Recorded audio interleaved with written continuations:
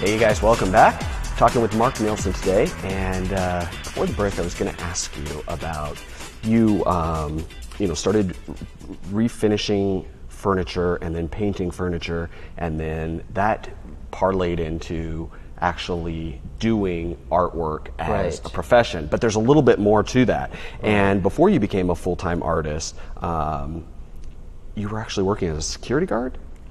I was. It was after, let's see, how to try to think of the scheme of events here. I had quit my day job, which I was waiting tables at that time. This was after the furniture refinishing and doing the artwork, and I thought I was going to quit that and go ahead and do the art. And I did this art show. I spent a lot of time on it, and it just bombed. I just didn't sell a thing. It was just the wrong place, wrong time for that. So I was very dejected. A lot of people would have just given up at that point. They would have been like, okay, yeah, I guess it's not for me. It was, well, I almost did. I kind of did. So I just went ahead and took this job, just any job, and the security job came up, doing security for a computer company in the Silicon Valley. And it didn't pay a lot, but it had good benefits. I thought, okay, what the heck, I'll just take it. Wearing my little polyester outfit out there and my walkie-talkie. It was boring, but whatever.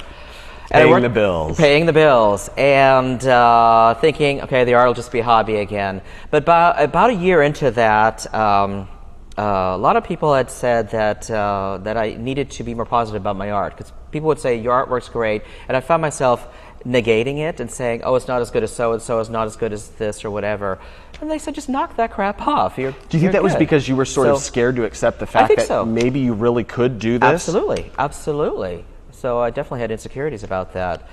And I started getting over that, and then this engineer at the company came up to me and he said, hey, I want to see some photos. My wife and I love art. I still remember his name, Mr. Singh. He was wonderful, and he said, I want to see some photos of this art that you say you do. So I brought some photos the next day, and he's looking at them, and he doesn't say anything, and he looks up at me, and he says, what are you doing here? What are you doing here? He goes, if anybody should be an artist, you should be. These are wonderful. And that really lit that fire, and it was like something just went off, and I said, you know what, I'm going to do it. And then I gave my notice, and that was 16 years ago, and I haven't looked back. So do you think Mr. Singh actually kind of pushed you off the fence? Absolutely. Really? Absolutely. And it was like a catalyst for me. It's kind of like just that last thing I needed. Like I needed to take that boring job to push me to go on and do the artwork. Right. So it actually ended up being a really good thing doing the security job. So I never regret it, really. So the silver lining on the cloud. The silver lining, yes. Well, so since making that jump off the fence, okay, I'm going to do this. I'm going to be an artist. I'm going to do it full time, and I'm going to make a living at it. What's that been like? It is a great ride. It's just absolutely amazing. There's not a lot of negative in it. The only negative is just learning how to do the business end, which I feel like I'm always learning, but I've learned a lot more about that. But the art part is great. I get paid to do what I love. I also get a lot of artistic license to create.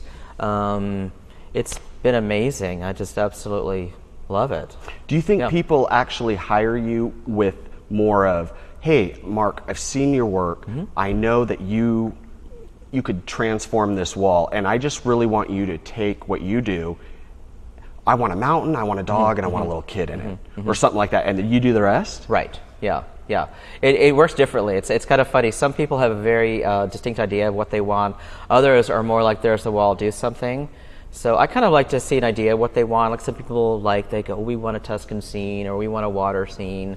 That kind of a thing. I'm also really good at going into a home or a business where the artwork is going to go to, and then just let me look at the environment. Evaluate. And I'm good at really cluing into the space and doing art that's really appropriate to the space. And we should mention, the whimsical stuff is what all of us here in the Columbia Gorge are very familiar with. Right. But that's really not being fair to you to say that is your art form. It isn't. Because your style is so diverse. Well, it is, and some people don't, I don't know if they just don't see it, because there is a lot of the other style. It's almost like being typecasting, taking a role as the whimsical artist, and that's all people saw is that's my role. I love the whimsical style, but I started out doing trompe-l'oeil painting on murals. Trompe-l'oeil is a French word for fool the eye, and those are illusionistic paintings, where you draw a door where you looks like you can walk right into it. So I did a lot of those down in California. And I've done a couple of those here in the Gorge as well. So a lot of people probably see your work and don't realize it's your work because what they're familiar with is the whimsical stuff. Right. Yeah. It's actually really nice when they do see it and they say, I didn't realize that was you, because most people recognize my work right away. Right. Well, your career has taken you actually all over the country, and then not too far back, you went to London. Yes, the gentleman that is the developer on the Lone Pine project. Absolutely. He actually flew you over to London to do a project. Yeah, that must have been cool. It's great just to say that. It's like, I was being flown to London. People say, oh, shut up. Yeah, he's become a really good friend. He and his wife moved here from London, and he's been doing the Lone Pine development and the Water's Edge building getting ready to open here, which he's filling with a lot of art, not just my art, but a lot of local artists. He loves art. We met years ago, and he liked some of the art that he had seen, and one thing led to another, and he goes, hey, I've got this scene I want you to paint in London. And so we went there, and from his office building, looking down the Thames towards downtown London, I painted it just on site. Wow. And it's actually at his house here. Oh, it is? He actually shipped it back here. It's kind of funny. Paint it there, ship it there. But super fun. Then the next year we did the same thing, so I went 2 years in a row, and just hung around London, saw the museums, and had a blast. Love Europe. Love Europe. Oh yeah. What a place. Just love it. All right. Well, hey, Mark, we're going to take a quick break. You guys don't go anywhere. We'll be right back with Mark Nilsson.